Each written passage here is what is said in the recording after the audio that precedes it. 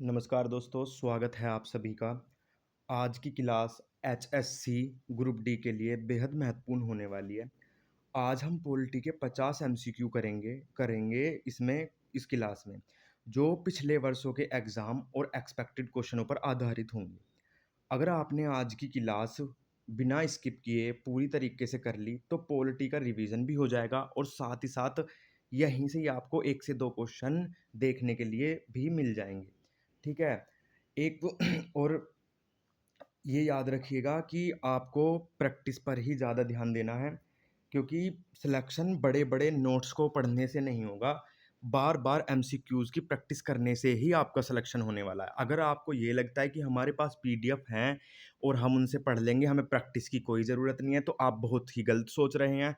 आपने ये चीज़ देखी होगी कि बच्चे एग्ज़ाम सेंटर से बाहर निकलने के बाद बोलते हैं कि ये क्वेश्चन हमें आता था, फिर भी हमसे गलत हो गया।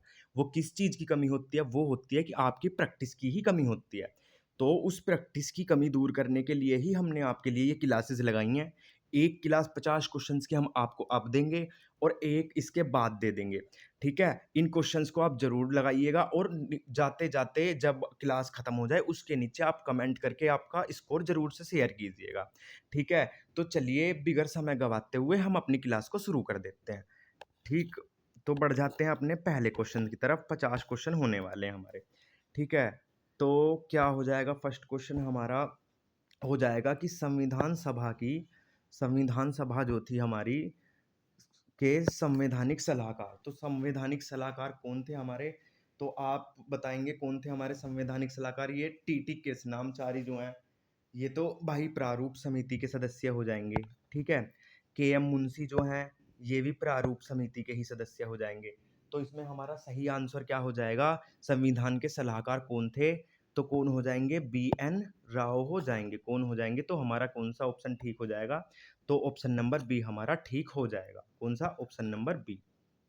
ठीक है, आगे बढ़ जाते हैं। मैंने आपको ये बता ही दिया, ये टीटी कृष्णमाचारी प्रारूप समिति से थे और केएम मुंशी भी किससे थे? तो प्रारूप समिति से ये हो जाएँगे। ठीक है, आगे बढ़ जाते हैं हम अपने नेक्स्ट क्वेश्चन की तरफ। तो नेक्स्ट क्वेश्चन कौन-सा हो जाएगा हमारा? Question number 2। भारतीय संविधान सभा में नागरिकता पर बहस के दौरान एक प्रसिद्ध कथन था, कोई भी कोई भी वफ़ादारी विभाजित नहीं होती। क्या कथन था? तो कथन ये था कि कोई भी वफ़ादारी जो है, वो विभाजित नहीं होती। तो ये कथन किसके द्वारा कहा गया था? किसके द्वारा ये कथन को कहा गया था? तो किसके द्वारा कहा गया था? बीएन राव के द्वारा नहीं, सोमनाथ लाहिड़ी नहीं हो जाएँगे, तो कौन हो जाएँगे? गोविंद बल्लभ पंत हो जाएँगे। कौन हो जाएँगे? तो गोविंद बल्लभ पंत हमारा राइट आंसर हो जाएगा, ऑप्शन नंबर सी। ठीक है? अब बढ़ जाते हैं आगे। ये पीवाईक्यूज हैं, ये जो है ये एचएससी ग्रुप डी में पूछा गया है, एचएससी के एग्जाम में ही पूछा गया, मोस्टली क्वेश्चन वहीं से उठाए गए हैं और उसी बेसिस पे उठाए गए हैं। अब बढ़ जाते हैं हम अपने नेक्स्ट क्वेश्चन की तरफ, क्वेश्चन नंबर 3। तो क्वेश्चन नंबर 3 क्या हो जाएगा हमारा? 3 हो जाएगा संविधान सभा संविधान सभा की पहली बैठक पहली बैठक कब आयोजित की गई थी?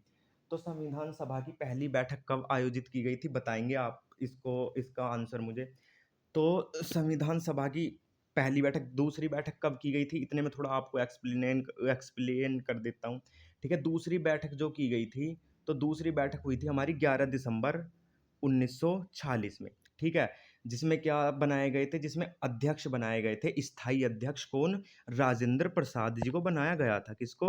राजेंद्र प्रसाद जी को। किसको? राजेंद्र प्रसाद जी को बनाया गया था। ठीक है भाई, तो किसको बनाया गया था? राजेंद्र प्रसाद जी को बनाया गया था। ये आप याद रखेंगे, ये दूसरी बैठक हुई थी। तो पहली बैठक कब हुई थी हमारी? तो 9 दिसंबर 1946 को। कब हुई थी? तो 9 दिसंबर 1946 को हो गई थी। ठीक है, जिसके जहाँ पर क्या बनाया गया? यहाँ पर अस्थायी अध्यक्ष बनाए गए। अस्थायी अध्यक्ष किनको बनाया गया? तो अस्थायी अध्यक्ष थे हमारे सच्चिदानंद सिन्हा जी। कौन थे? सच्चिदानंद सिन्हा जी हमारे अस्थायी अध्यक्ष बने थे। ठीक है, आप खुद से भी कुछ-कुछ चीज़ें रिकॉल करते हुए चलेंगे। उसके बाद संविधान सभा के प्रथम उपाध्यक्ष कौन हो जाएँगे? प्रथम उपाध्यक्ष भी आप याद रखेंगे, कौन किसको? उपाध्यक्ष को आप याद रखेंगे, प्रथम उपाध्यक्ष को, तो कौन हो जाएँगे वो? हो जाएँगे हमारे एचसी मुखर्जी हो जाएँगे। ठीक है?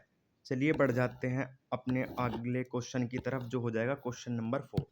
तो क्वेश्चन नंबर 4 क्या बताता है हमें, संविधान की प्रस्तावना में समाजवादी और पंथ निरपेक्ष शब्द किस संविधान संशोधन द्वारा जोड़ा गया था। तो किस संविधान संशोधन द्वारा जोड़ा गया था, तो 24वां नहीं, गलत हो जाएगा। 44वां ये भी गलत हो जाएगा। 52वां ये भी गलत हो जाएगा। तो कौन सा संविधान संशोधन द्वारा जोड़ा गया था, तो ये जोड़ा गया था हमारा 42वें संविधान संशोधन द्वारा, संविधान की प्रस्तावना में। ठीक है, चल देते हैं, अब आगे चलते हैं। प्रस्तावना के बारे में कुछ देख लेते हैं।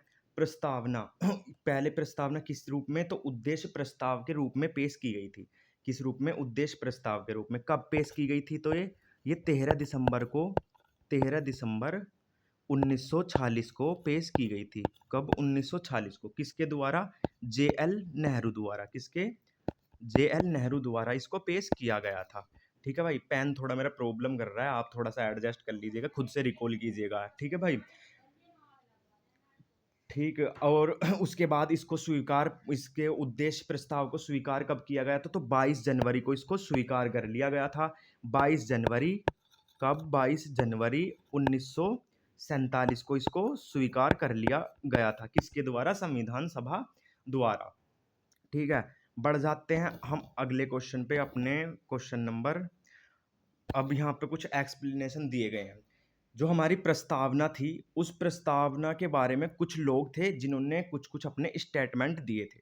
ठीक है, तो प्रस्तावना को संविधान की भाषा, सम ये बोला गया कि ये प्रस्तावना जो है, ये संविधान की आत्मा है। ये किसने कहा था, तो ये कथन हो जाएगा किसका, ठाकुरदास भार्गव का हो जाएगा। ये सीधा सीधा आपको स्टेटमेंट देके यहाँ से क्वेश्चन पूछ लिया जाता है। दूसरा क्या हो जाएगा, प्रस्तावना संविधान निर्माताओं के विचारों को जानने की कुंजी है या मुख्य नोट है। ये किसने कहा था, तो अर्नेस्ट वार्कर हो जाएंगे। प्रस्तावना संविधान की राजनीतिक जन्मपत्री या जन्म कुंडली किसने बोला था, तो के.एम. मुंशी जी के द्वारा ये स्टेटमेंट दिया गया था। प्रस्तावना भारत का एक सूक्ष्म दल है, ये किसके द्वारा बोला गया था, प्रस्तावना को कि एक सूक्ष्म दल है, तो ये किसके द्वारा बोला गया था, जी ऑस्टिन के द्वारा ये स्टेटमेंट दिया गया था। इनको आप याद कर लेंगे। ठीक है, बढ़ जाते हैं अपने नेक्स्ट क्वेश्चन की तरफ, बढ़ते हैं क्वेश्चन नंबर 5।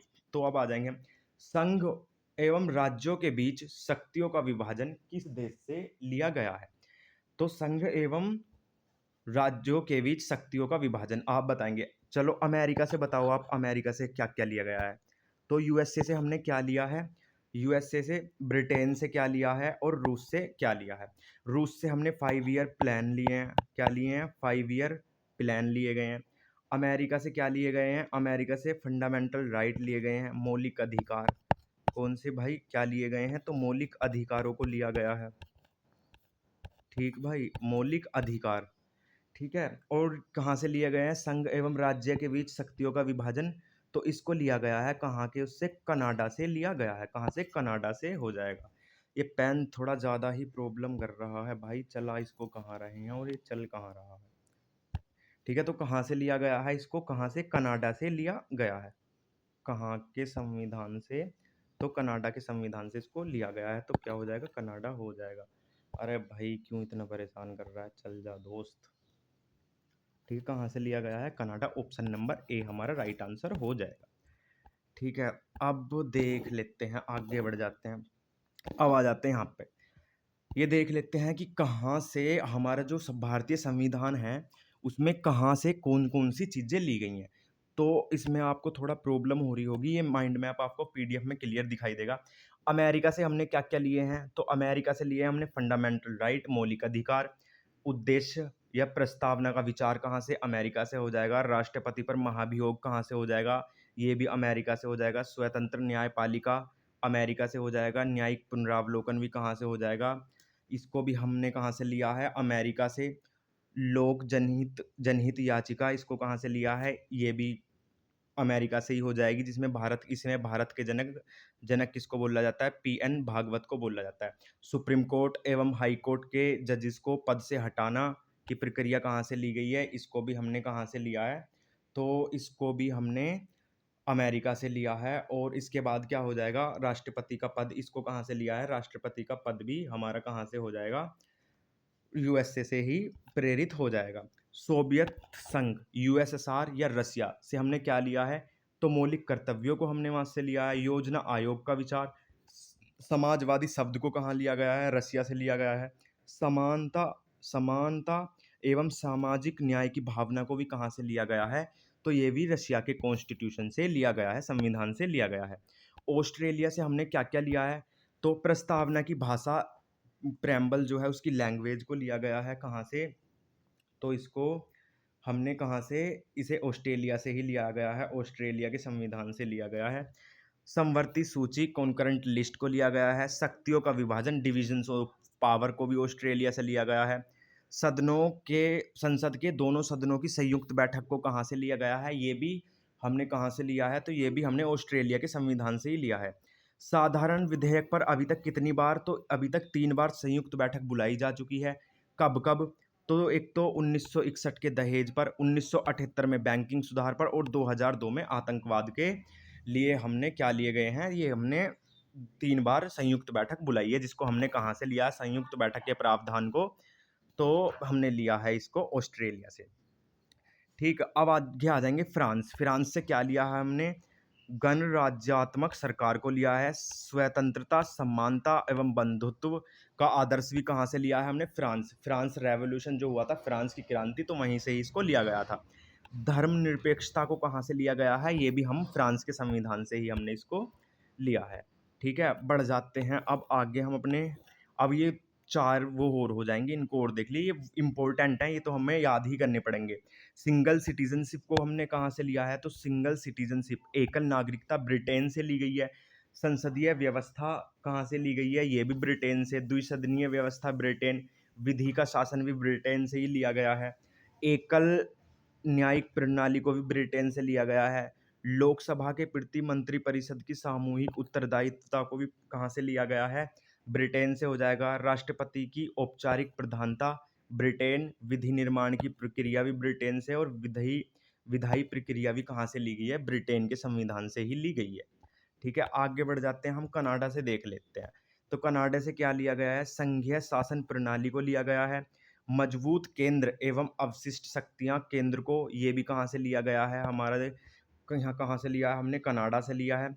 राज्यसभा में राज्यों का समान प्रतिनिधित्व को भी कहाँ से लिया गया है? कनाडा से। आपातकालीन प्रबंधों को कहाँ से लिया गया है? ये भी हमने कनाडा के संविधान से ही लिया है।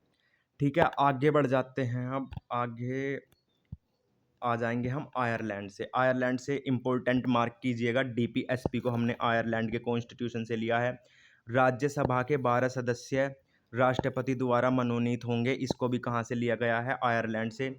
राष्ट्रपति का निर्वाचन मंडल आयरलैंड की पद्धति को भी कहाँ से लिया गया है? तो आयरलैंड के कॉन्स्टिट्यूशन से लिया गया है। जर्मनी से क्या-क्या लिया है हमने? तो आपातकालीन प्रबंध लिए हैं। संघ एवं राज्यों के बीच शक्तियों का वितरण जर्मनी से लिया है।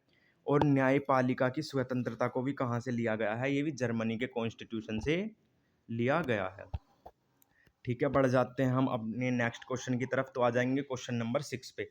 तो क्वेश्चन नंबर 6 क्या कहता है? भारतीय संविधान की प्रस्तावना के अनुसार नागरिकों को निम्न में से कौन सा आदर्श प्रदान किए गए हैं? तो कौन कौन से आदर्श प्रदान किए गए हैं? स्वतंत्रता, सुरक्षा और समृद्धि, ये तो गलत हो जाएगा।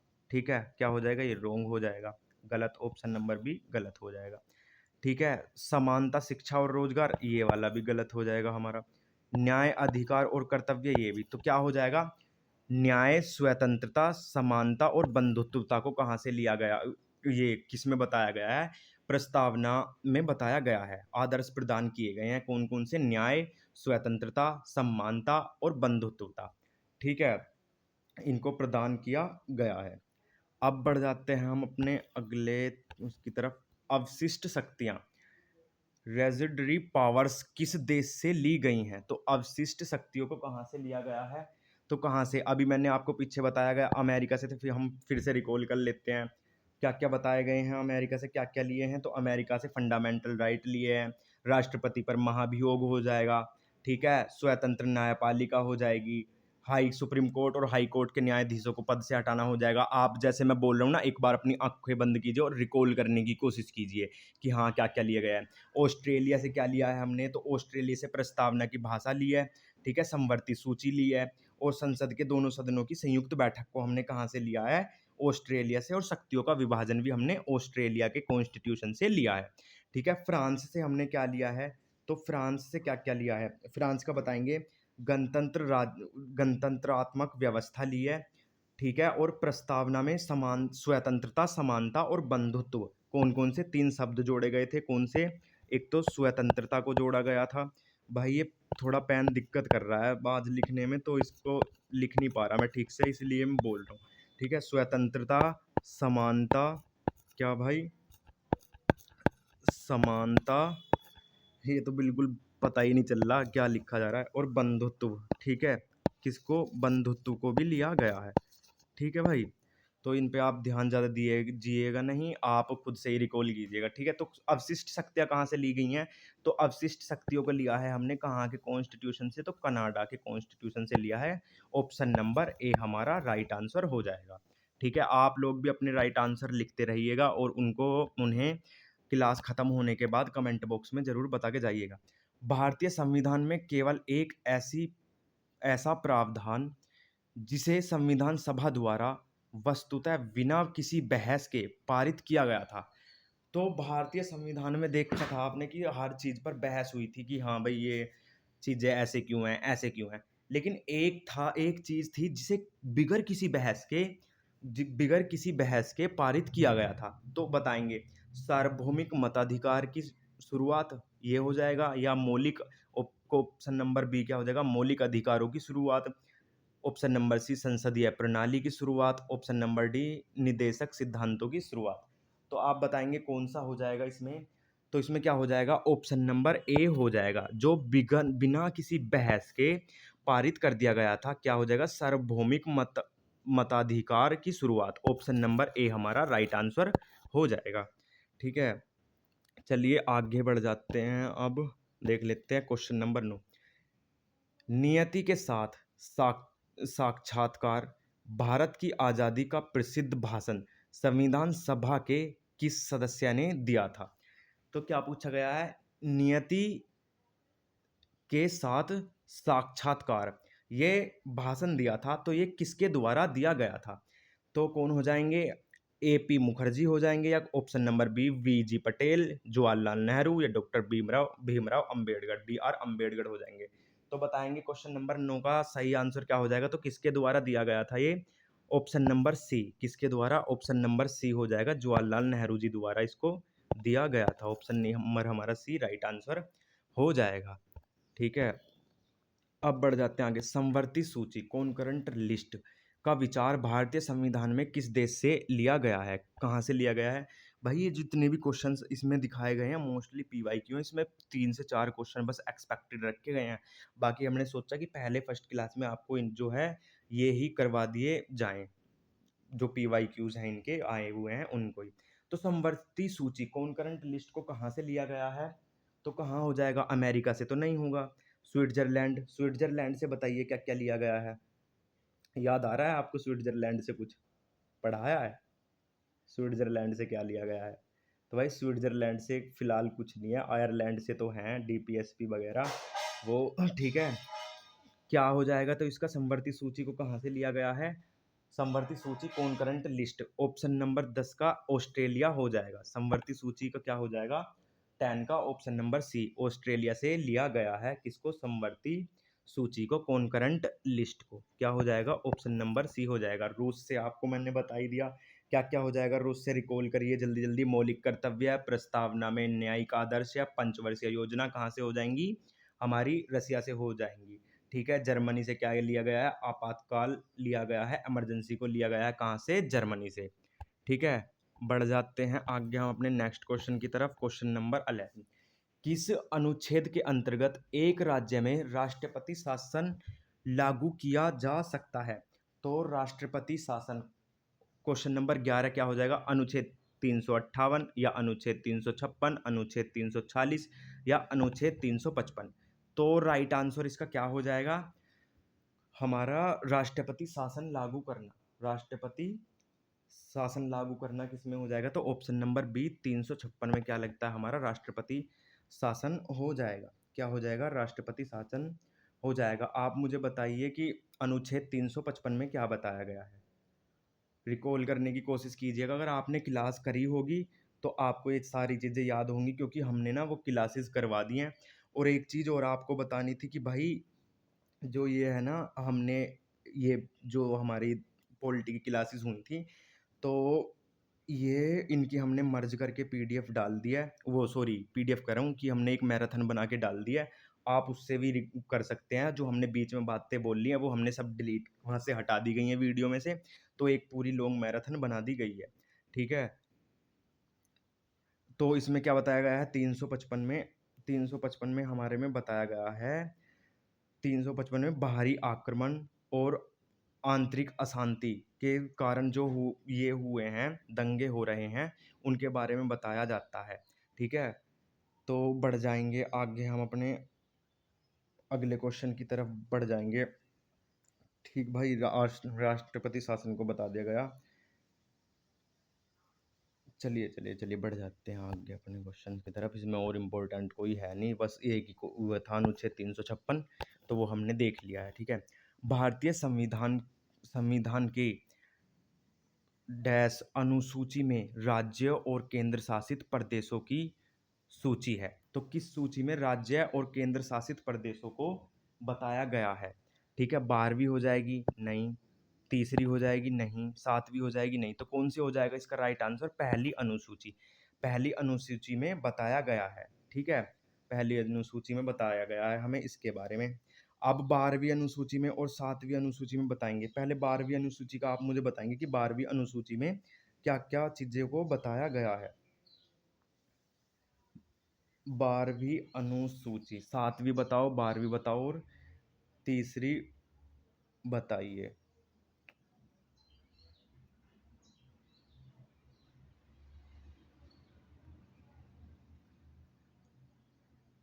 बार ठीक है, 12वीं अनुसूची में क्या बताया गया है? तीसरी और 7वीं। 12वीं में बताए गए हैं हमारे किस चीज़ को बताया गया है? 12th में। तो 12th में तो हमारे बताए गए हैं क्या? नगर पालिका को बताया गया है। किसको? नगर पालिका, नगर पालिकाओं को। ठीक है, इसे कब? तो 74वां संविधान संशोधन हुआ था हमारा। कौन सा? 74th सम कॉन्स्टिट्यूशनल अमेंडमेंट हुआ था हमारा। कब हुआ था? तो 1992 में हुआ था। कब? 1992 में हुआ था, जिसके द्वारा इसको जोड़ा गया था। कौन सी को? 12वीं अनुसूची को जोड़ा गया था। इसमें कुल कितने विषय शामिल थे? तो नगर पालिका के 18 विषय को 18 विषय को इसमें शामिल किया गया था। ठीक है, 12वीं अनुसूची जो जोड़ी गई थी उसमें 12 विषय को शामिल किया गया था। अब देख लेते हैं हम तीसरी अनुसूची में किसको बताया गया है। तो तीसरी अनुसूची में हमें क्या बताया गया है? तीसरी अनुसूची बताइए, आप रिकॉल करने की कोशिश कीजिए। तीसरी अनुसूची में बताया गया है हमें शपथ का प्रज्ञान या प्रतिज्ञान बताया गया है। तीसरी अनुसूची में क्या शपथ बताई गई है? क्या बताई गई है? शपथ के बारे में हमें बताया गया है, शपथ ग्रहण जो करते हैं। ठीक है, और 7वीं अनुसूची में क्या बताया गया है? तो 7वीं अनुसूची हमारी किससे रिलेटेड हो जाएगी? तो 7वीं हो जाएगी हमारी केंद्र और राज्यों के बीच शक्तियों का बंटवारा। किसके?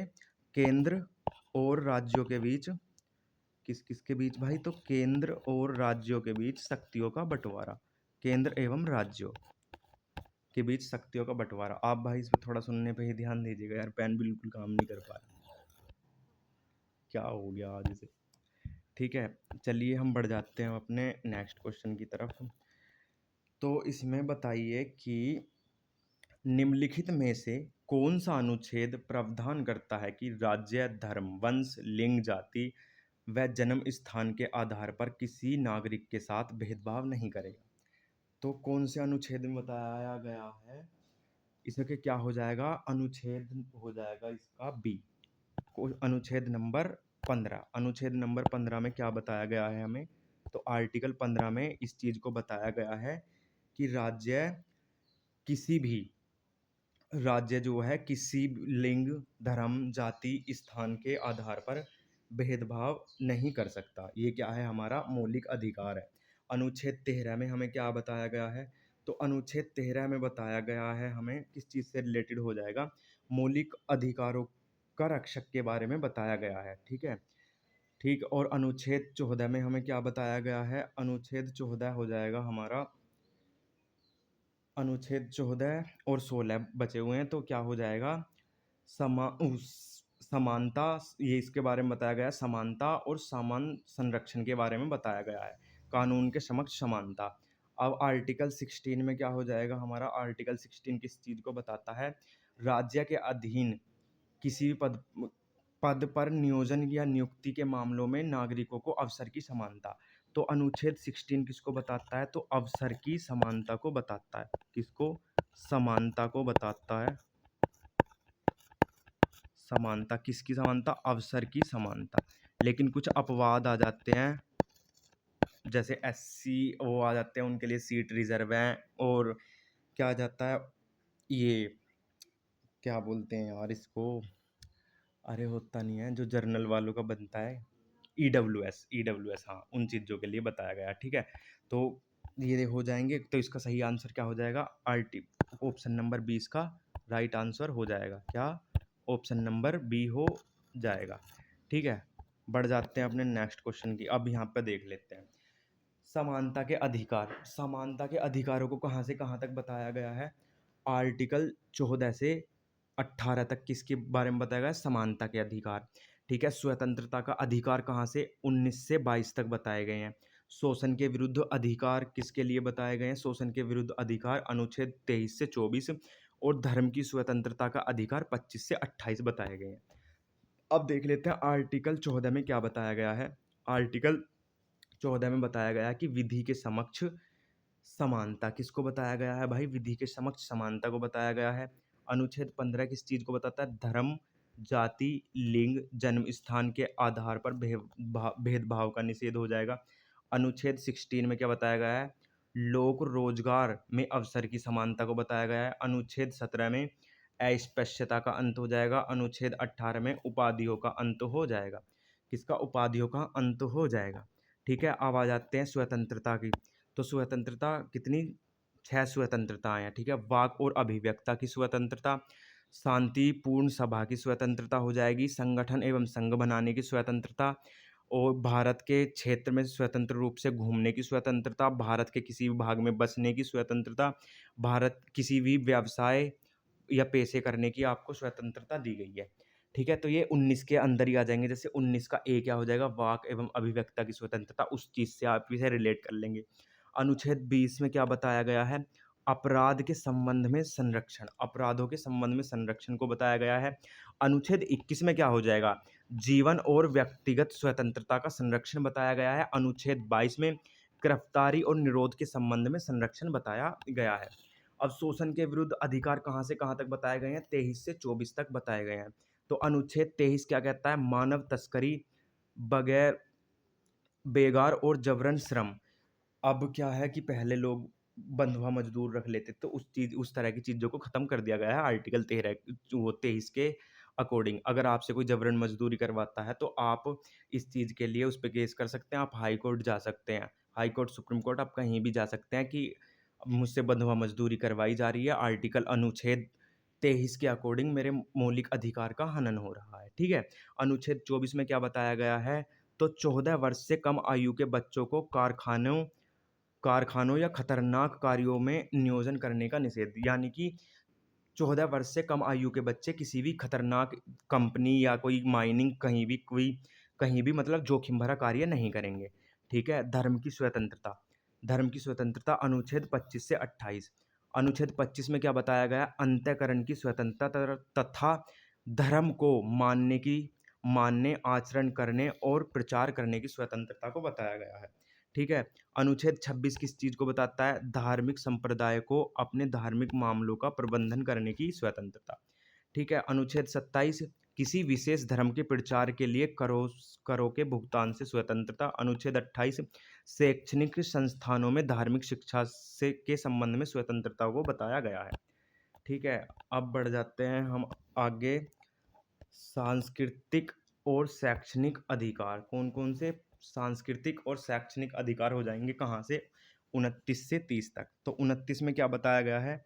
अल्पसंख्यकों की भाषा और लिपि संस्कृति की रक्षा। क्या जो अल्पसंख्यक हैं, हमारे माइनॉरिटीज हैं, उनकी लिपि और उनकी संस्कृति की सुरक्षा के बारे में बताया गया है, रक्षा के बारे में।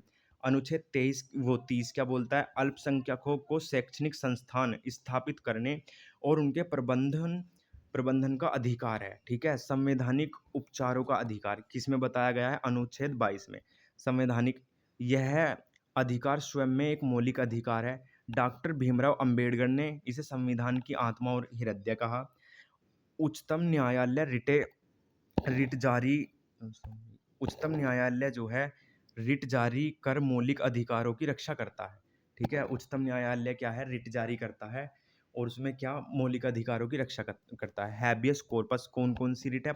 ये 5 रिट जारी करता है। कौन कौन सी? हैबियस कॉर्पस हो जाएगी, मैंडमस हो जाएगी, प्रतिबंध हो जाएगी, क्यो वारंट हो जाएगी, हैं रिट रिट रोय हो जाएगी। क्या हो जाएगी? रिटायर रोय हो जाएगी, ठीक है? चलिए आगे बढ़ जाते हैं। अनुच्छेद 14 पे क्या हो जाएगा? अनुच्छेद वो क्वेश्चन नंबर 14 कहाँ जा रहा है दिमाग? क्वेश्चन नंबर 14 संविधान की 12वीं अनुसूची के अंतर्गत नगर निगम के कार्य विषयों की संख्या कितनी थी? तो मैंने अभी बताया था कि 74वां हमारा कॉन्स्टिट्यूशनल संविधान संशोधन हुआ था। कब? तो 1992 में हुआ था हमारा 74वां संविधान संशोधन, जिसके द्वारा क्या नगर पालिकाओं को जोड़ा गया था 12वीं अनुसूची के अंतर्गत, ठीक है?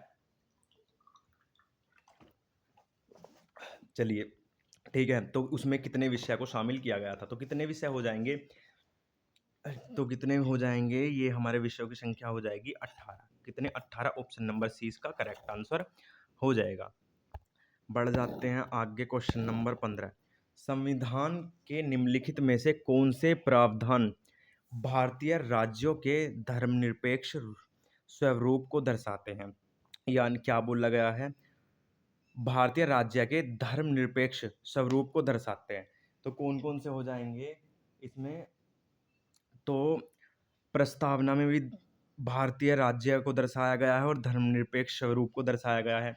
राज्य के मौलिक कर्तव्य, राज्य के नीति निर्देशक तत्व हैं, इनमें भी इस चीज के बारे में बताया गया है, ठीक है? और मौलिक अधिकारों में भी इस चीज की बात की गई है, धर्मनिरपेक्ष स्वरूप की बात की गई है। तो कौन सा हो जाएगा इसमें हमारा? तो उपयुक्त सभी हो जाएंगे। ऑप्शन नंबर सी हो जाएगा हमारा राइट आंसर। कौन सा हो जाएगा? ऑप्शन नंबर सी हमारा राइट आंसर हो जाएगा, ठीक है? बढ़ जाते हैं हम आगे। अब देख लेते हैं हम मौलिक कर्तव्यों को देख लेते हैं। ये मौलिक कर्तव्य जो हैं अनुच्छेद 51A के अंतर्गत अंतर्गत जोड़े गए हैं।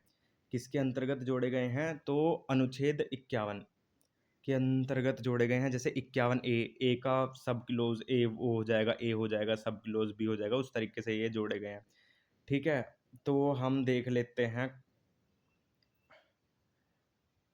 पहला क्या हो जाएगा हमारा मौलिक कर्तव्य, ठीक है? 51A में क्या बताया गया है? संविधान, राष्ट्रीय ध्वज और राष्ट्रगान का सम्मान करना है। क्या बताया गया है पहले में? कि संविधान, राष्ट्रीय ध्वज और राष्ट्रगान का सम्मान करना है। स्वतंत्रता संग्राम के आदर्शों का पालन करना है, जो हमारे स्वतंत्रता सेनानी रहे हैं। भारत की प्रभुता, एकता और अखंडता की रक्षा करनी है। देश की रक्षा करने और आह्वान पर राष्ट्रीय सेवा करने के लिए जाना, मतलब कि अगर देश को कभी कभी भी हमारी ज़रूरत पड़ती है तो हमें देश के लिए जाना पड़ेगा। तो ये हमारा एक मौलिक कर्तव्य हो जाएगा। सद्भाव और भाईचारे की भावना को बढ़ाना है। तो भाईचारा, 5 उंगली मिलती है तो भाईचारा, तो 5 में याद रखेंगे क्या हो जाएगा? भाईचारे के बारे में बताया गया है। 6th में क्या बताया गया है? हमारी समृद्धि सांस्कृतिक विरासत का संरक्षण करना है, पर्यावरण की रक्षा करनी है, वैज्ञानिक दृष्टिकोण को बढ़ावा देना है, ठीक है? भावना को विकसित करना है। सार्वजनिक संपत्ति जैसे कि बस हैं, बस स्टैंड है, जो भी सार्वजनिक कहीं पार्क में चेयर लगी उन सब की रक्षा करना ही हमारा कर्तव्य है। व्यक्तिगत और सामूहिक गतिविधियों में उत्कृष्टता प्राप्त करना कर्तव्य हो जाएगा। और 6 से 14 वर्ष के बच्चों को शिक्षा प्रदान करना भी क्या हो जाएगा? एक मौलिक कर्तव्य हो जाएगा, जिसे 86वें संविधान संशोधन द्वारा जोड़ा गया था, ठीक है? अब आ जाते हैं हम अपने नेक्स्ट क्वेश्चन पर। तो नेक्स्ट क्वेश्चन क्या हो जाएगा? शक्तिशाली केंद्र सरकार के साथ संघीय प्रणाली किस देश से ली गई है? तो जिसमें अगर सेंट्रल गवर्नमेंट को पावरफुल दिखाने की बात कहीं भी की जाएगी तो वो कहाँ से हो जाएगा? वो हमारा कनाडा से ही हो जाएगा, ठीक है? ऑप्शन नंबर क्या हो जाएगा हमारा? सी हो जाएगा। अब इन चीज़ों के बारे में बताने की, अमेरिका, फ्रांस, इंग्लैंड को तो हम कर ही चुके, ठीक है। अब बार बार इन्हें रिकॉल कराने का कोई फायदा नहीं है, एक आप पढ़ देख ही चुके हैं ऊपर, ठीक है। भारतीय संविधान में संपत्ति का वैधानिक अधिकार किस अनुच्छेद में है? तो किसमें बताया गया है? पहले संपत्ति का अधिकार एक मौलिक अधिकार होता था, ठीक है, लेकिन उसे खत्म कर दिया गया। फिर उसे क्या, संपत्ति के अधिकार को एक वैधानिक अधिकार बना दिया गया। जब ये मौलिक अधिकार था तो देश के विकास में कहीं ना कहीं रुकावट आती थी। अगर कहीं को हाईवे निकल रहे हैं तो किसी ने क्या बोला कि हम अपनी जमीन नहीं देंगे, तो कहीं ना कहीं देश को विकसित करने में रुकावट बनी। तो उसी रुकावट को देखते हुए एक अमेंडमेंट किया गया, उसके द्वारा इसे मौलिक अधिकार की सूची से हटा दिया गया और इसे एक वैधानिक अधिकार बना दिया गया। तो कहाँ जोड़ा गया इसे? तो अनुच्छेद अनुच्छेद 300 ए में इसको जोड़ दिया गया। ऑप्शन नंबर ए हमारा राइट आंसर हो जाएगा, ठीक है। बाकी इनमें से कोई विषय इतना इम्पोर्टेंट है नहीं। भारतीय संविधान की 7वीं अनुसूची के अनुसार पुलिस किस सूची का विषय है? तो पुलिस किसका हो जाएगी? तो पुलिस किसके अंतर्गत आती है? पुलिस कहाँ काम कर रही है? राज्य में, तो राज्य के अंदर आ जाएगी। जितनी भी हमारी ये फोर्सेस हैं, बीएसएफ हो जाएंगी, और ये बीएसएफ सीआरपीएफ, ये किसके अंतर्गत ये आ जाएंगी? तो ये केंद्र के उस अंदर आ जाएंगी, ठीक है। तो कुछ कुछ ऐसे विषय हो जाएंगे, है ना। अब देख लेते हैं भारतीय संविधान का कौन सा अनुच्छेद, हमारा क्वेश्चन नंबर 19 हो जाएगा। भारतीय संविधान का कौन सा अनुच्छेद कहता है कि इंडिया अर्थात भारत राज्यों का संघ होगा? तो कौन सा बताता है? तो हमारे कॉन्स्टिट्यूशन में जो आर्टिकल्स की शुरुआत होती है उसमें क्या बोला गया है? अनुच्छेद 1 में ही क्या बोला गया है कि इंडिया अर्थात भारत राज्यों का एक संघ होगा। इसमें किसमें बताया गया है? अनुच्छेद 1 में बताया गया है, ठीक है। किसमें? अनुच्छेद 1 में बताया गया है। अनुच्छेद 2 में क्या बताया गया है? और 3 में और 4 में इस चीज़ को आप मुझे बताएंगे, ठीक है। बताइए भाई जल्दी जल्दी।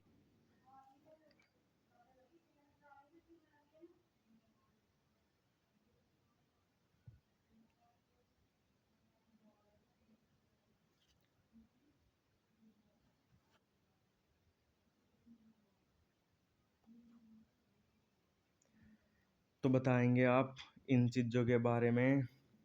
एक मिनट रुकिएगा भाई, अब मैं पेन को थोड़ा एडजस्ट कर लेता हूँ इधर।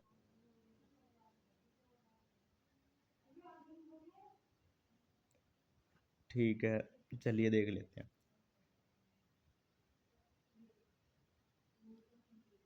हाँ, अनुच्छेद 2 में क्या बताया गया है? नए राज्यों को भारत में भारत में मिलाने के बारे में बताया गया है, या नए राज्यों की स्थापना को बताया गया है। और अनुच्छेद 3 में क्या बताया गया है? अनुच्छेद 3 में बताया गया है हमारा, अनुच्छेद 3 में क्या इसमें बताया गया है? नए राज्यों के बारे में। और इसमें बताया गया है अनुच्छेद 3 में कि राज्यों के नाम में परिवर्तन और सीमाओं में परिवर्तन किया जा सकता है, ठीक है। अब बढ़ जाते हैं, आगे बढ़ते हैं हम अपने नेक्स्ट क्वेश्चन की तरफ। क्वेश्चन नंबर 20 कौन सा हो जाएगा हमारा? तो क्वेश्चन नंबर 20 हो जाएगा, भारतीय संविधान का वह भाग जिसके अनुसार प्रत्येक राज्य से राज्यसभा के लिए चुने जाने वाले सदस्यों की संख्या निर्धारित की गई है। तो कौन सी अनुसूची में उसको बताया गया है? तो कौन सी में बताया गया है? 9वीं, 8वीं, 7वीं, ये सब हो जाएंगे गलत। तो कौन सी अनुसूची में बताया गया है? तो अनुसूची 4, चौथी अनुसूची में क्या बताया गया है? भारतीय संविधान का वह भाग है जिसके द्वारा राज्य से राज्यसभा के लिए चुने जाने वाले सदस्यों की संख्या के बारे में बताया गया है, अनुच्छेद जो अनुसूची उसमें 4th अनुसूची में, ठीक है। भारतीय संविधान की प्रस्तावना को राजनीतिक राशिफल किसने कहा था? ये एचएससी का पीवाईक्यू क्वेश्चन है, ठीक है। तो कौन किसने बताया था? तो के एम मुंशी द्वारा राजनीतिक राशिफल बताया गया था। किसको? संविधान की प्रस्तावना को। आगे बढ़ जाएंगे हम। तो जवाहरलाल नेहरू जी के बारे में देख चुके हम, और डॉक्टर भीमराव अंबेडकर प्रारूप समिति के हमारे अध्यक्ष थे, ठीक है। और अगर इतिहास में जाएं तो बहुत सारी चीज़ें हैं, लेकिन हम यहाँ इतिहास पढ़ नहीं रहे, हम यहाँ पॉलिटी पढ़ रहे हैं, तो हम उससे रिलेटेड ही चीज़ें करेंगे। भारत ने राज्य के नीति निर्देशक तत्वों को डीपीएसपी किस अवधारणा किस संविधान से ग्रहण किया है? मतलब कि डीपीएसपी की अवधारणा किस संविधान से ग्रहण की है? तो कहाँ का संविधान हो जाएगा? डीपीएसपी को हमने कहाँ से लिया है? अमेरिका से नहीं, ब्रिटेन से नहीं, फ्रांस से नहीं, गलत हो जाएंगे तीनों। तो कौन सा ऑप्शन बचता है हमारा? ऑप्शन नंबर डी हमारा बचता है, ठीक है। कौन सा? ऑप्शन नंबर डी हमारा राइट आंसर हो जाएगा। बाकी तीनों के बारे में हम ऊपर देख ही चुके, ठीक है। प्रमुख विषय मतलब ये कुछ इंपॉर्टेंट आर्टिकल हैं जो डीपीएसपी से रिलेटेड हैं। ऐसे तो बहुत सारे आर्टिकल हैं, पर फिलहाल आप कुछ इन इंपॉर्टेंट आर्टिकल्स को याद रखना, ठीक। कौन? समान वेतन का प्रावधान, यानी कि महिला हो या पुरुष हो, समान कार्य के लिए समान वेतन, तो इसमें अनुच्छेद 39 में बताया गया है, ठीक है। समान, इसमें तो समान वेतन का प्रावधान है अनुच्छेद 39 में, ठीक। आजीविका के साधन, पर्याप्त आजीविका के साधन अनुच्छेद 39 के कै में बताए गए हैं। समान कार्य के लिए समान वेतन अनुच्छेद 39 के गैर डी में बताया गया है। बालकों का शोषण से संरक्षण अनुच्छेद इसमें फै में बताया गया है। और गोवंशों की रक्षा और नस्ल सुधार को किसमें? अनुच्छेद 48 में। पर्यावरण की रक्षा और सुधार को अनुच्छेद 48 के कै में बताया गया है। ऐतिहासिक स्मारकों और राष्ट्रीय धरोहर की रक्षा को अनुच्छेद 49 में। न्यायपालिकाओं को कार्यपालिका से पृथक्करण करना, इसको किसमें बताया गया है? अनुच्छेद 50 में। अंतर्राष्ट्रीय शांति और सुरक्षा को बढ़ावा देना, इस किसको? आर्टिकल 51 में बताया गया है। किसमें? 51 में बताया गया है। तो आप इसमें एक पैनी नज़र मारेंगे, बाकी के हम अगली क्लास में सारी चीज़ें ख़त्म कर देंगे, ठीक है। भारतीय संविधान की निम्नलिखित में से कौन सी अनुसूची में दल बदल विरोध कानून से संबंधित है? तो दल बदल से कौन सी हो जाएगी, ठीक है। तो ऑप्शन नंबर ए क्या हो जाएगा? 9वीं अनुसूची। ऑप्शन नंबर बी क्या हो जाएगा? ऑप्शन नंबर बी क्या है हमारा? तो ऑप्शन नंबर बी है 12वीं अनुसूची। ऑप्शन नंबर सी क्या हो जाएगा? 10वीं अनुसूची। और ऑप्शन नंबर डी हो जाएगा कि इनमें से कोई नहीं। तो क्या हो जाएगा इसका राइट आंसर? तो राइट आंसर हो जाएगा हमारा ऑप्शन नंबर सी, 10वीं अनुसूची। किसमें बताया गया है? 10th में बताया गया है, ठीक है। तो कौन सा संविधान संशोधन हुआ था इसमें? 52वां संविधान संशोधन हुआ था, 52वें के द्वारा इसको जोड़ा गया था। 52वां संशोधन हुआ था, ठीक है भाई। संशोधन कब हुआ था? और ये दल बदल को जोड़ा गया था, ये कब हुआ था? तो ये हुआ था हमारा 1985 में। कब? 1985 के द्वारा इसको जोड़ा गया था, ठीक है। बढ़ जाते हैं आगे हम, ठीक। इसका क्या हो जाएगा हमारा? इसका हो जाएगा ऑप्शन नंबर सी हमारा राइट आंसर हो जाएगा। अब हम आगे बढ़ते हैं अपने क्वेश्चन नंबर 24 की तरफ। तो क्वेश्चन नंबर, राज्य के पुनर्गठन के लिए बने राज्य पुनर्गठन आयोग के अध्यक्ष कौन थे? तो कौन थे, मैं इसके बारे में आपको कुछ बताता हूँ। राज्य पुनर्गठन आयोग जो है, इसको फजल अली आयोग के नाम से भी जाना जाता है, ठीक। तो फजल अली आयोग मैंने बता दिया, तो ए गलत हो जाएगा, सी भी गलत हो जाएगा और डी भी गलत हो जाएगा, ठीक है।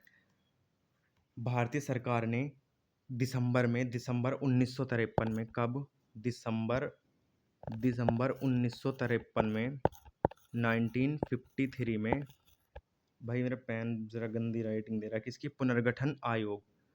पुनर्गठन राज्य पुनर्गठन आयोग की स्थापना की थी, जिसका नेतृत्व कौन कर रहे थे? तो इसके अध्यक्ष थे हमारे कौन? Fazal Ali. Option number B right answer हो जाएगा, ठीक है। फजल अली थे, ठीक। और अन्य सदस्य कौन थे?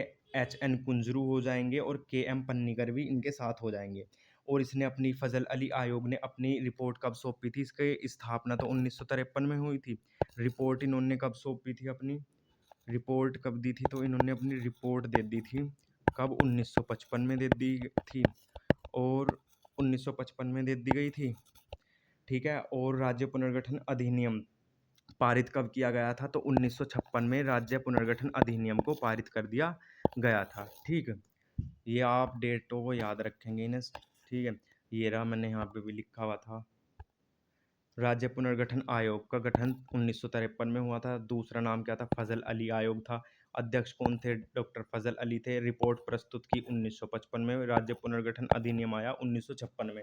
और कौन कौन थे इनके साथ? और दो नाम हो जाएंगे, एच.एन. कुंजरू हो जाएंगे और के.एम. पन्नीकर भी इनके साथ में हो जाएंगे, ठीक है। आगे बढ़ जाते हैं हम। भारतीय संविधान का कौन सा भाग मौलिक अधिकारों से संबंधित है? फंडामेंटल राइट से हमारा कौन सा मौलिक भाग संबंधित हो जाएगा? तो किसमें बताए गए हैं ये भाई? तो किसमें भाग 3 में बताए गए हैं। मौलिक अधिकारों को किसमें बताया गया है, तो भाग 3 में बताया गया है। कहाँ से कहाँ तक हो जाएँगे ये हमारे मौलिक अधिकार, तो 12 से 35 तक हो जाएँगे। क्या हो जाएँगे? 12 से 35 तक के बारे में बताया गया है। फिर वो उससे 36 से 51 क्या हो जाएगा? वो हो जाता है हमारे डीपीएसपी। और लिए कहाँ से हैं हमने? ये यूएसएस से प्रेरित हो जाएँगे, सॉरी यूएसएस से के संविधान के से प्रेरित हो जाएँगे। और इन्हें क्या बोला जाता है? भारतीय संविधान का मैग्ना कार्टा भी इनको कहा जाता है। 6 मौलिक अधिकार हैं, ठीक है? और 44वां संविधान संशोधन जो हुआ था हमारा 44वां, उसके द्वारा क्या हुआ था? तो उसके द्वारा हमने क्या किया था? तो जो संपत्ति का हमारा अधिकार था 31 में, तो उसे वहाँ से हटाकर 300 ए में जोड़ दिया गया था। 12 से 35 तक हमारे क्या हो जाएँगे? 12 से 35 तक हमारे मौलिक अधिकार हो जाएँगे। तो कौन-सा हो जाएगा? Option number C will be right answer, ठीक है? अब देख लेते हैं हम नेक्स्ट क्वेश्चन। हमारा क्वेश्चन नंबर 26 हो जाएगा। हम अपनी 50% क्लासेस कर चुके हैं और जल्दी जल्दी इसको ख़त्म करने की कोशिश करते हैं। ज़्यादा एक्सप्लेन करेंगे नहीं, क्योंकि जो मैंने एनालाइज किया है एग्जामों को, उसमें इतनी डेप्थ में क्वेश्चन पॉलिटी से पूछा नहीं गया, ठीक। पर आप एक चीज़ का ध्यान रखेंगे, आप ना ये स्टेटमेंट जो दिए गए हैं किसी भी चीज़ के बारे में, जैसे डॉक्टर भीमराव अंबेडकर जी ने भारतीय संविधान की आत्मा और हृदय बोल दिया, आर्टी उसको संवैधानिक उपचार के अधिकार को, ठीक है? उसी तरह के क्या आप इन ये जो स्टेटमेंट है इन पे थोड़ा फ़ोकस कीजिएगा, इनसे क्वेश्चन देखने के लिए मिले हैं। बाकी बहुत ईज़ी क्वेश्चन बना है, आप अगर ध्यान से पढ़ के जाओगे तो आप बना दोगे, विश्वास है मुझे इतना। भारतीय संविधान के किस अनुच्छेद के अंतर्गत शिक्षा का अधिकार है, ठीक है, निहित है? तो शिक्षा का अधिकार निहित हो जाएगा अनुच्छेद 21 के ए में हो जाएगा। 20 का ए, तो 51 में तो हम क्या कहाँ पर पहुँच जाएँगे? तो 51 में तो हम वहाँ पे पहुँच जाएँगे अपने कहाँ? मौलिक कर्तव्यों पर। तो कौन-सा हो जाएगा 26 का? तो हो जाएगा हमारा राइट आंसर सी हो जाएगा। अनुच्छेद 21 के ए में, अनुच्छेद 21 के ए में क्या बताया गया है? शिक्षा के अधिकारों को बताया गया है, राइट टू एजुकेशन को बताया गया है। देख रहे हो कहाँ चला रहा हूँ पेन और चल कहाँ रहा है? ठीक है, शिक्षा के अधिकारों को बताया गया है। तो कौन-सा हो जाएगा? ऑप्शन नंबर सी हमारा राइट आंसर हो जाएगा। लो भैया यहीं लिख देता हूँ ऑप्शन नंबर सी। ठीक, बढ़ जाते हैं हम आगे अपने नेक्स्ट क्वेश्चन की तरफ। क्वेश्चन नंबर 27 में क्या बताया गया है? मौलिक अधिकारों के संचालन को निलंबित करने की शक्ति किसके पास है? जो हमारे मौलिक अधिकार हैं, उनको निलंबित करने की शक्ति किसके पास है? तो निलंबित करने की, निलंबित कब किए जाते हैं? या तो हमारे देश में राष्ट्रीय आपातकाल लगेगा या फिर राष्ट्रपति शासन लगेगा। उस टाइम पे हमारे जो मौलिक अधिकार हैं, उनको निलंबित कर दिया जाता है। ठीक, तो कौन किसके पास ये पावर होती है हमारे मौलिक अधिकारों को निलंबित करने की? तो ये राष्ट्रपति के पास पावर होती है। किसके? प्रेसिडेंट हैं, भारतीय प्रेसिडेंट के पास ये पावर होती है। ऑप्शन नंबर सी इसका राइट आंसर हो जाएगा, ठीक है।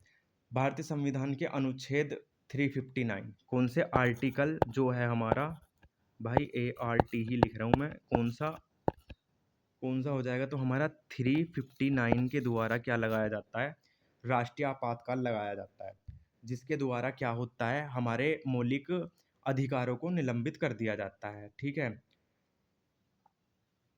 अब इसमें क्या है, कुछ ऐसे हमारे आर्टिकल्स हैं जिनको निलंबित नहीं किया जा सकता, ठीक। तो कौन कौन से हमारे अनुच्छेद 20 और 21 हमारे ऐसे आर्टिकल हैं जिनको निलंबित नहीं किया जा सकता, निलंबित नहीं कर सकते। कौन से संविधान संशोधन से ये प्रावधान आया था? तो 44वें से ही आया था, ठीक है। कौन कौन से आर्टिकल?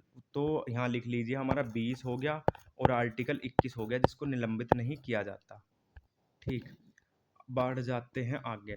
हमारे संविधान द्वारा प्रदान किए गए मतदान अधिकार के बारे में निम्नलिखित कथनों पर विचार करें। हमारे देश में 21 वर्ष और उससे अधिक आयु के सभी नागरिक चुनाव में मतदान कर सकते हैं। तो बताइए ये सही हो जाएगा, ठीक है। केवल दुर्लभ परिस्थितियों में कुछ अपराधी और विकृत दिमाग वाले व्यक्तियों को वोट देने के अधिकार से वंचित किया जा सकता है। तो इसमें कौन-सा हो जाएगा? क्वेश्चन नंबर 28 में आप मुझे बताएँगे तो इसके क्या हो जाएगा? ऑप्शन नंबर ए हो जाएगा। केवल कथन दूसरा सही है, क्योंकि मतदान की आयु क्या है? कुछ अपराधी हो जाएंगे, जो कुछ अपराधी हैं और विकृत दिमाग वाले लोग हैं, उन्हें वोट डालने के अधिकार से वंचित किया जा सकता है। ये तो हमारा ठीक हो जाएगा। ऊपर जो लिखा गया है कि हमारे देश में 21 वर्ष नहीं है वोट की एज, वोटिंग एज क्या हो जाएगी हमारी, 18 वर्ष हो जाएगी। क्या हो जाएगी, 18 वर्ष। तो ये हो जाएगा हमारा। अब आ जाते हैं हम अपने नेक्स्ट क्वेश्चन पर। तो नेक्स्ट क्वेश्चन कौन सा हो जाएगा हमारा, क्वेश्चन नंबर 29। भारतीय संविधान के किस मौलिक अधिकार के तहत बाल श्रम को समाप्त किया गया। तो बाल श्रम को समाप्त किया गया किस आर्टिकल के अनुसार। समानता का अधिकार, नहीं, समानता में तो नहीं होएगा। शिक्षा के अधिकार में शिक्षा दी जाएगी। संवैधानिक उपचार क्या है हमारे, कि हम सुप्रीम कोर्ट के पास जा सकते हैं, सुप्रीम कोर्ट रिट जारी करेगा 5 प्रकार की, ये बताया गया है। तो किसमें, अब आप देखो कि बाल श्रम करवाया जा रहा है, बच्चों से मजदूरी करवाई जा रही है, तो कहीं ना कहीं क्या हो रहा है, उनका शोषण हो रहा है। तो कौन सा हो जाएगा, option number B right answer हो जाएगा हमारा। ये कुछ कुछ क्वेश्चन ऐसे आते हैं, ये भी पीवाई क्यों है, ये कुछ कुछ क्वेश्चन ऐसे हैं जो इसमें क्या है कि हम अपनी मानसिक सोच से भी अपने थोड़ा बुद्धि लगाएंगे तो उससे भी हो जाएंगे। ठीक है, तो कौन सा हो जाएगा, ऑप्शन नंबर बी हमारा राइट आंसर हो जाएगा। कौन से अधिकार के तहत, शोषण के विरुद्ध अधिकार के तहत ये चीज हो जाएगी।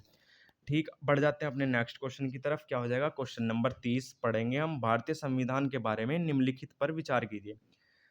समान नागरिक संहिता, शराब के सेवन का निषेध, ग्राम पंचायत को बढ़ावा देना, कुटीर उद्योग को बढ़ावा देना। ठीक है, इन चीजों को, इन चारों चीजों को किस चीज के किस में बताया गया है। तो मौलिक अधिकारों में तो ऐसा कुछ बताया नहीं गया कि हमने किसको, उसे शराब के सेवन को रोकना है, या समान नागरिक संहिता मौलिक कर्तव्यों में तो नहीं है ना, मौलिक अधिकार में। तो ये चारों चीजें किस चीज में बताई गई हैं, ये डीपीएसपी में बताई गई हैं, राज्य के नीति निर्देशक तत्वों के अंतर्गत बताई गई हैं। तो राज्य के नीति निर्देशक तत्व कहाँ से कहाँ तक हो जाएंगे, तो 36 से 51 तक हो जाएंगे, 36 से 51 तक हो जाएंगे, जिसमें इन सारी चीजों को बताया गया है। ठीक है, बढ़ जाते हैं अब हम आगे। अनुच्छेद, निम्नलिखित में से कौन सा अनुच्छेद समान नागरिक संहिता यूनिफॉर्म सिविल कोड से संबंधित है। तो कौन सा हो जाएगा यूनिफॉर्म सिविल कोड से संबंधित, अनुच्छेद 43 हो जाएगा, या अनुच्छेद 44, या 45 हो जाएगा, या 46 हो जाएगा। बताइए आप, इतने मुझे बताइए, अनुच्छेद 44 में क्या बताया गया है। मतलब सारे क्वेश्चनों का जवाब देने की कोशिश कीजिए, रिकॉल करें एक बार अच्छे से। ठीक है, uniform civil code, uniform civil code को लागू करने वाला पहला स्वतंत्र, अगर पूछा जाएगा कि यूनिफॉर्म सिविल कोड को, समान नागरिक संहिता को लागू करने वाला स्वतंत्र भारत का पहला राज्य कौन सा हो जाएगा, तो वो कौन सा हो जाएगा हमारा, यूके हो जाएगा, उत्तराखंड हो जाएगा। और अगर सीधा पूछ लिया जाएगा कि पहला राज्य कौन सा हो जाएगा, तो पहला राज्य हमारा गोवा हो जाएगा। ठीक, कौन सा हो जाएगा, गोवा हो जाएगा। ठीक भाई, तो इसका क्या हो जाएगा, अनुच्छेद 44 हो जाएगा। कौन सा हो जाएगा, अनुच्छेद 44 विल बी राइट आंसर।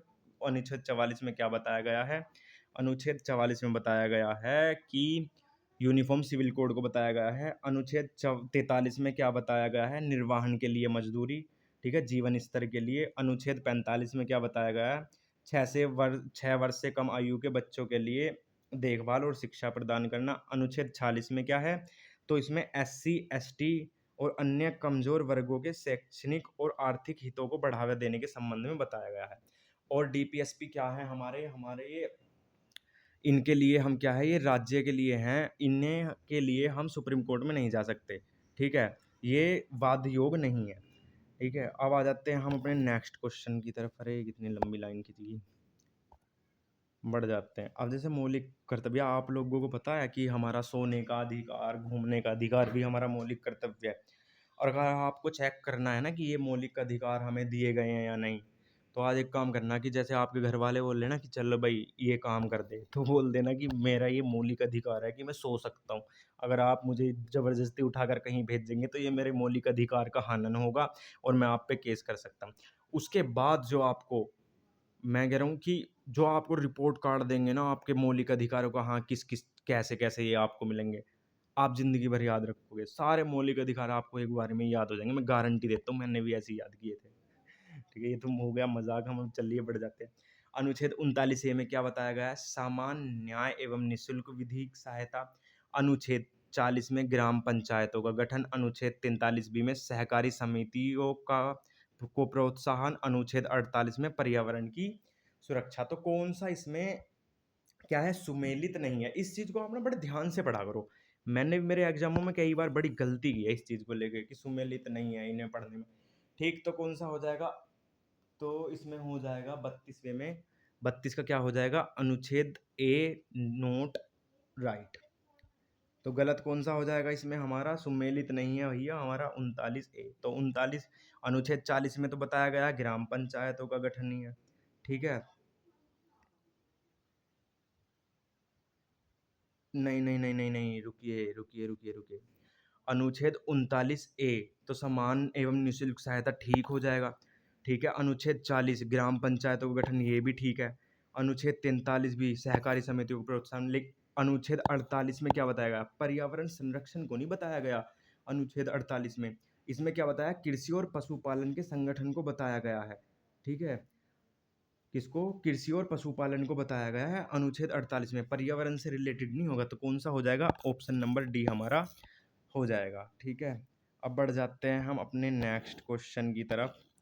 निम्नलिखित में से कौन सा राज्य के नीति निर्देशक सिद्धांतों का गांधीवादी सिद्धांत नहीं है? ग्राम पंचायतों का गठन गांधीवादी सिद्धांत है भाई साहब, बिल्कुल एक बिल्कुल सही बात बोल ली है इन्होंने। हमें क्या बतानी है? हमें गलत बात बतानी है। ठीक है, तो और दूसरा क्या हो जाएगा? कुटीर उद्योगों का प्रोत्साहन। ठीक है, तीसरा क्या हो जाएगा हमारा? सामान्य नागरिक संहिता। और चौथा क्या हो जाएगा हमारा? गोवंशों का संरक्षण। तो बताओ, इस चीज को भी गांधीवादी सिद्धांत बोला जाता है कि ग्राम पंचायतों का गठन। गांधी जी कहाँ पे पंचायत बना के बैठते थे, फिर उन्होंने अपना चरखा चला के उद्योग खोल लिया, तो गांधीवादी सिद्धांत हो जाएगा। ठीक है ब्रो, उसके बाद क्या है? गोवंश भाई, जब अब उद्योग भी खोल लिया तो पैसे वैसे आ गए, दूध पियेंगे गांधी जी? नहीं पियेंगे, तो गोवंशों की रक्षा के लिए बोल रहे हैं। सुनो, और जब गोवंश ही नहीं होंगे तो गाय दूध नहीं देने की, तो उन्होंने बोल दिया। लेकिन सामान्य नागरिक संहिता जो है ये गांधीवादी सिद्धांत नहीं है। ठीक है, अब आ जाएंगे हम क्वेश्चन नंबर अपने 34 की तरफ। हमारे 34 में क्या बताएगा? नीति निर्देशक सिद्धांत न्यायालय द्वारा परिवर्तनीय है। सही कथन हमें बताना है इसमें। अब सही कथन देख लो, सही बात छांटनी है अब इसमें आपको। पहले हम क्या बता रहे हैं? पहले हम गलत बता रहे हैं, अब इसमें सही बात बतानी है। नीति निर्देशक सिद्धांत न्यायालय द्वारा परिवर्तनीय है। बी क्या हो जाएगा? नीति निर्देशक सिद्धांतों का उल्लंघन होने पर सीधे सर्वोच्च न्यायालय जाया जा सकता है। अच्छा जी, नीति निर्देशक सिद्धांत शासन के लिए मौलिक हैं परंतु न्यायालय द्वारा परिवर्तनीय नहीं है। डी क्या हो जाएगा? नीति निर्देशक सिद्धांत केवल केंद्र सरकार पर। भाई लागू तो जबरदस्ती कहीं नहीं होते, राज्य की। अब पहली बात तो राज्य पे होते हैं, राज्य बोला ही गया है राज्य के नीति निर्देशक तत्व। ठीक है, तो ये भी गलत हो जाएगा हमारा। ठीक, क्या हो जाएगा? बिल्कुल गलत बात है। क्या बोल लगा है? बिल्कुल गलत है। ठीक है, और ये क्या हो जाएगा? सर्वोच्च न्यायालय कहीं नहीं जा सकते इनके लिए आप। ठीक है, और परिवर्तनीय भी नहीं है ये। तो कौन सा सही आंसर हो जाएगा? आंसर नंबर सी हमारा राइट आंसर हो जाएगा कि नीति निर्देशक सिद्धांत शासन के लिए मौलिक हैं परंतु न्यायालय द्वारा परिवर्तनीय नहीं है। तो ये क्या हो जाएगा? हमारा राइट आंसर हो जाएगा। अब बढ़ जाते हैं हम अपने नेक्स्ट क्वेश्चन की तरफ। नेक्स्ट क्वेश्चन क्या हो जाएगा हमारा? 35वां। मौलिक कर्तव्यों के संबंध में स्तुतित हेतु निम्नलिखित में से कौन सी समिति बनाई गई थी? तो कौन सी समिति के द्वारा मौलिक कर्तव्यों को जोड़ा गया था? तो बताइए भाई, गौडगिल समिति हो जाएगी, या स्वर्ण सिंह समिति हो जाएगी, या संथानम समिति हो जाएगी, या जे एस वर्मा समिति हो जाएगी? तो भाई मुझे तो राइट लग रहा है ऑप्शन नंबर बी, सरदार स्वर्ण सिंह समिति हो जाएगी। कौन सी? ऑप्शन नंबर बी हमारा राइट आंसर हो जाएगा। कौन सा? ऑप्शन नंबर बी हो जाएगा। अरे क्या हो गया यार इस पेन को? ऑप्शन नंबर बी हमारा राइट आंसर हो जाएगा। ठीक है, सरदार स्वर्ण सिंह समिति हो जाएगा। इसकी स्थापना कब की गई थी स्वर्ण सिंह समिति की? तो 1976 में इसकी स्थापना कर दी गई थी। ठीक है, कांग्रेस पार्टी के द्वारा इसका ठीक है, और 42वें संविधान संशोधन अधिनियम द्वारा 1976 में। कौन से 42वें संविधान संशोधन अधिनियम द्वारा? 1976 में क्या किया गया? भाग भाग 4A में अनुच्छेद 51A में 10 मौलिक कर्तव्यों को जोड़ा गया। ठीक है। वर्तमान में मौलिक कर्तव्य कितने हो जाएंगे, 10 जोड़े गए थे तब, अब कितने हो जाएंगे, 11 हो जाएंगे। 11वां कौन सा हो जाएगा, जो 6 से 14 वर्ष के बच्चों की शिक्षा, अनिवार्य शिक्षा हो जाएगा, जो 86वें संविधान संशोधन के द्वारा जोड़ा गया था। इन चीज़ों को आप सुनने, जैसे मैं बोलता हूँ ना, आप भी अपने मन मन में सुनिए, अगर सुने और आंख बंद करके रिकॉल, जैसे कि कहीं लिखा हो, रिकॉल करने की कोशिश करें, क्योंकि रिकॉलिंग पावर ही हमें एग्जाम में गलती से बचाएगी। आगे बढ़ जाते हैं हम अपने क्वेश्चन नंबर 36 पर। निम्नलिखित में से किस संविधान संशोधन अधिनियम के द्वारा 6 से 14 वर्ष की आयु के बीच के अपने बच्चों को शिक्षा के अवसर प्रदान कराना मौलिक कर्तव्यों की सूची में जोड़ा गया। अभी मैंने बताया आपको कि 42वें संविधान संशोधन द्वारा ये जोड़ दिए गए थे 1976 में। 10 मौलिक कर्तव्य संविधान सुवर्ण सिंह समिति की सिफारिश पर जोड़ दिए गए थे। अब आता है 11वां मौलिक कर्तव्य। वर्तमान में कितने हो जाएंगे, तो वर्तमान में 11 मौलिक कर्तव्य हो जाएंगे। और जो 11वां मौलिक कर्तव्य है वो कौन सा हो जाएगा, तो 86वें संविधान संशोधन अधिनियम द्वारा हमारा क्या जोड़ा गया, तो ये जोड़ा गया हमारा 11वां मौलिक कर्तव्य। कब, 2002 में। ये क्या था, अब यहाँ पे ये लिखा ही हुआ है कि 6 से 14 वर्ष के बच्चों को अनिवार्य शिक्षा देना उनके माता पिता का कर्तव्य है। ठीक, और ये एक डीपीएसपी भी है, ये एक मौलिक अधिकार भी है। अब देख लेते हैं, भारत के संविधान में मौलिक कर्तव्य जोड़े जाने के बाद निम्नलिखित कर्तव्यों का संविधान में दिए गए क्रम के अनुसार सही क्रम लगाएं। क्या बोल रहा है, मौलिक कर्तव्य। ठीक है, तो मौलिक कर्तव्य सबसे पहले क्या करोगे भैया आप, तो पहले राष्ट्रीय गान या राष्ट्रीय ध्वज का सम्मान करेंगे। ठीक है, पहले क्या आ जाएगा हमारा, 4 आ जाएगा। अब 4 तो 2 ऑप्शंस में है, नहीं तो हम यहीं खत्म कर देते।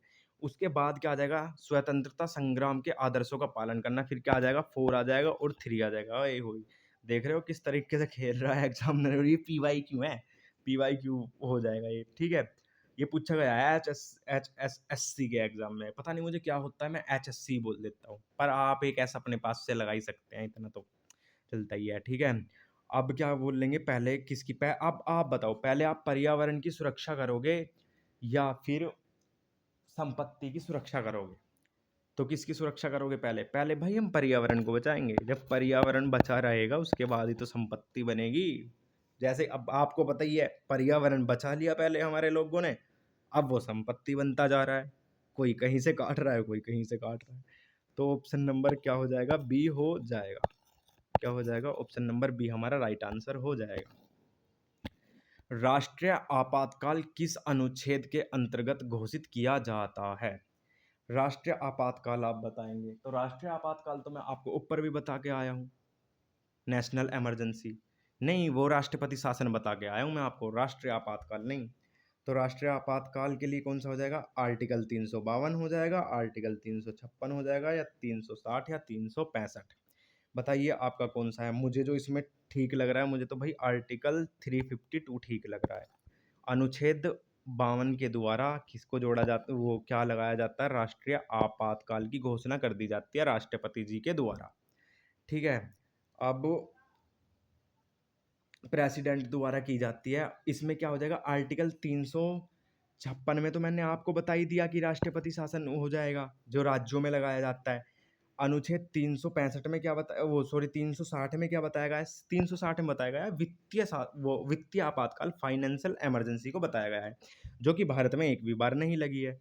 ठीक, तो क्या बताया गया, 52 में राष्ट्रीय आपातकाल, 56 में राष्ट्रपति शासन, और अनुच्छेद 360 में क्या बता देंगे, तो वित्तीय आपातकाल को बता देंगे। ये ले अनुच्छेद 352 में क्या बताया गया है, राष्ट्रीय आपातकाल युद्ध, बाहरी आक्रमण या सशस्त्र विद्रोह से। 1 मिनट का समय दीजिएगा, मैं पानी पी लूँ थोड़ा सा, मेरा गला सूख चुका है।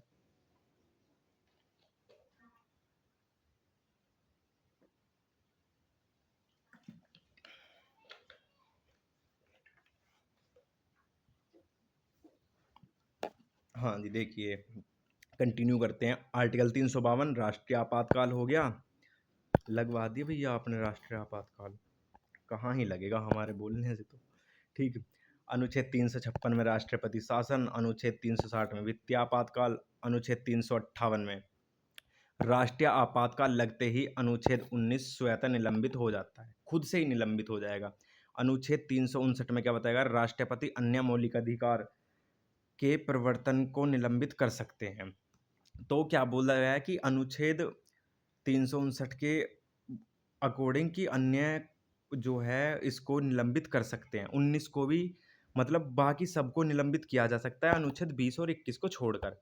ये निलंबित नहीं किए जा सकते। ठीक है। राष्ट्रपति के निर्वाचन किस पद्धति से होता है? राष्ट्रपति का निर्वाचन आप जाते हो वोट देने के लिए? प्रत्यक्ष चुनाव, साधारण बहुमत, अनुपातिक प्रतिनिधित्व, एक एवं एकल संक्रमणीय मत प्रणाली या खुला मतदान। आप बताइए इसमें कौन सा हो जाएगा? तो इसमें कौन सा प्रत्यक्ष चुनाव होता है? डायरेक्ट टैक्स, वो डायरेक्ट टैक्स बोल रहा हूँ, डायरेक्ट इलेक्शन हो जाएगा, जिसमें हम और आप लोग वोट कर सकते हैं। लेकिन ऐसा आपने कभी दिया है राष्ट्रपति के लिए वोट? नहीं दिया ना। तो क्या हो जाएगा? अनुपातिक प्रतिनिधित्व हो जाएगा। अनुपातिक प्रतिनिधित्व, और क्या बताया गया है? अनुपातिक प्रतिनिधित्व और एकल संक्रमणीय मत प्रणाली। ठीक है। एकल संक्रमणीय मत प्रणाली द्वारा राष्ट्रपति का क्या होता है? राष्ट्रपति का निर्वाचन होता है। राष्ट्रपति अध्यादेश कब जारी कर सकते हैं? बताइए। जब संसद का सत्र चल रहा हो, या फिर जब संसद का कोई सत्र ना चल रहा हो, या फिर क्या हो जाएगा? केवल आपातकाल में, केवल लोकसभा भंग होने पर। तो भाई जब संसद का सत्र चल रहा है, जब संसद बैठी हुई है, तो राष्ट्रपति कोई अध्यादेश क्यों लेके आएंगे? आपातकाल में भी नहीं होएगा, लोकसभा भंग होने पर भी नहीं होएगा। जब संसद किससे बनती है? राज्यसभा और लोकसभा से बनती है, तो लोकसभा भंग होगी तो कहाँ से? जब संसद का सत्र ना चल रहा हो, उस टाइम पर राष्ट्रपति अध्यादेश जारी कर सकते हैं। ठीक है। तो किसमें क्या हो जाएगा? ऑप्शन नंबर बी हमारा राइट आंसर हो जाएगा। राष्ट्रपति पद के लिए आवश्यक योग्यताओं का उल्लेख किस अनुच्छेद में किया गया है? तो इसमें क्या बता देंगे हम? राष्ट्रपति की क्या योग्यताओं को किस चीज में बताया गया है? कौन से आर्टिकल में बताया गया है? तो अनुच्छेद 358 में, वो सॉरी 58 में बताया गया है, अनुच्छेद 58 में। तो राइट आंसर क्या हो जाएगा हमारा? राइट आंसर हो जाएगा हमारा अनुच्छेद 58 हो जाएगा, जिसमें क्या बताया गया है? राष्ट्रपति बनने की योग्यताएं निर्धारित की गई हैं। वही सारी चीजें यार, भारत का नागरिक हो, 35 वर्ष की आयु पूरी कर चुका हो। ठीक है। 59 में क्या बताया गया है? 59 में इसमें वो कर्तव्यों और शर्तों को बताया गया है। 60 में क्या बताया गया है? 60 में बताया गया है प्रतिज्ञा यानी शपथ को बताया गया है 60 में। और 57 में क्या बताया गया है? आर्टिकल 57 में पुनर्निर्वाचन, दोबारा निर्वाचन। तो क्या हो जाएगा? ये मैंने आगे लिखे हुए हैं माइंड मैप, उनसे मैं आपको करवा देता हूँ। इसका फिलहाल राइट आंसर क्या हो जाएगा? वो योग्यताओं को किसमें बताया गया है? ऑप्शन नंबर बी हमारा राइट आंसर हो जाएगा 58, आर्टिकल 58 में बताया गया है। ठीक, आगे भी देख लेते हैं। ये रहा माइंड मैप हमारा। भारत के राष्ट्रपति आर्टिकल 52 से 62 तक हैं। अनुच्छेद 52 में क्या बताया गया? भारत में राष्ट्रपति होगा। अनुच्छेद 53 में संघ की कार्यपालिका की शक्तियां राष्ट्रपति में निहित होंगी। अनुच्छेद 54 में बताया गया है राष्ट्रपति निर्वाचक मंडल द्वारा किया जाएगा। राष्ट्रपति जो है वो निर्वाचक मंडल द्वारा किया जाएगा। अनुच्छेद 55 हमारा बताता है निर्वाचन की पद्धति निर्धारित की गई है। अनुच्छेद 56 में क्या बताया गया है? कार्यकाल 5 वर्ष का होगा। अनुच्छेद 57 में पुनः निर्वाचन बता दिया गया है। अनुच्छेद 58 में योग्यताएं। 59 में क्या बताया गया है? कर्तव्य और शर्तों को बताया गया है। 60 में शपथ, 61 वही शपथ लेने के तुरंत बाद लगा दिया महाभियोग, 61 में महाभियोग। 62 में पद रिक्त होने पर नए राष्ट्रपति के चुनाव किए जाएंगे। ठीक, ये हो जाएंगे आर्टिकल। ठीक है, हो जाएंगे। चलिए, हमने राष्ट्रपति के भी देख लिए। अब आ जाते हैं हम अपने क्वेश्चन नंबर 42 की तरफ। किसकी तरफ? Question number 42। संसद के संयुक्त अधिवेशन का प्रावधान संसद के किस अनुच्छेद में है? संयुक्त अधिवेशन कहाँ से लिया था? संयुक्त अधिवेशन हमने, पहले तो मेरा यही क्वेश्चन है, देखते हैं आप कितने ध्यान से पढ़ रहे हैं। कि बताओ भाई, संसद की संयुक्त बैठक को कहाँ से लिया गया है? कहाँ के संविधान से? तो इसमें आंसर क्या हो जाएगा? आंसर हो जाएगा हमारा किसको? इसमें क्या हो जाएगा? वो अनुच्छेद 108 में क्या बताया गया है? जॉइंट सेशन को बताया गया है, संयुक्त बैठक को बताया गया है। ऑप्शन नंबर बी हमारा राइट आंसर हो जाएगा। बुलाएंगे कौन इसे? प्रेसिडेंट बुलाएंगे, ठीक है। किसके द्वारा बुलाया जाता है? ये प्रेसिडेंट द्वारा बुलाया जाता है। और लिया कहाँ से गया है? ये बताओ आप मुझे कि मैंने आपसे पूछा ये लिया कहाँ के संविधान से गया है? ऑस्ट्रेलिया, अमेरिका है, कहाँ के से लिया गया है दोनों सदनों की बैठक को? ऑस्ट्रेलिया से लिया गया है। बताइए, चलो मैं तो भूल गया, आप बता देना मुझे इसे कमेंट करके, या आपको कमेंट करके बताना। बढ़ जाते हैं हम अपने अगले क्वेश्चन की तरफ।